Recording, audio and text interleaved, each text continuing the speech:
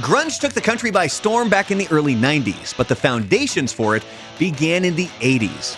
Here in 120 seconds, I will explain where it started, when it ended, and give some facts that you might not know along the way. Here we go.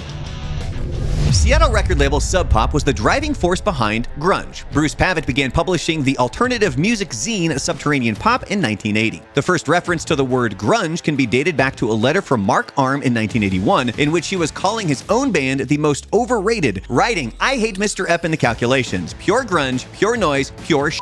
Arm would end up forming Green River, but we'll get to that shortly. Sub Pop released an album called Sub Pop 100 in July 1986. It featured Sonic Youth, Skinny Puppy, and the U-Men. A couple years later, they released Sub Pop 200, which showcased the pioneers of grunge, including Green River, Tad, Screaming Trees, Soundgarden, and Nirvana. Green River would end up breaking up. Arm would branch off and form Mudhoney, while others would form Mother Love Bone. They were going to be the first grunge band to make it big on the national stage. Unfortunately, their rise to stardom was cut short when lead singer Andrew Wood died of an overdose on March 19, 1990. After his passing, his roommate and best friend Chris Cornell, lead singer of Soundgarden, formed the tribute band Temple of the Dog. He was joined by most of the members of Mother Love Bone for the album. At that time, those members were also auditioning new lead singers, including Eddie Vedder from San Diego. They would, of course, eventually form Pearl Jam. Vedder happened to be in the studio and Cornell couldn't get some of the vocals how he wanted, so Vedder jumped in and ended up recording them. Nirvana would become the poster child for the grunge scene. Back in 1989, they were a part of Lame Fest, a showcase that included Mudhoney and Tad that sold out the Moore Theater. It was the first time for local bands at this mid-sized venue, and it marked the point that local media started to take this music more seriously. By 1992, grunge had taken the country by storm. Nirvana, Soundgarden, Alice in Chains, Pearl Jam, among others,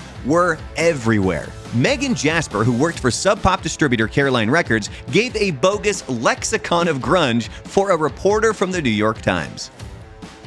While many grunge bands would continue on, the death of Kurt Cobain can be seen as the death of grunge. April 5th, 1994.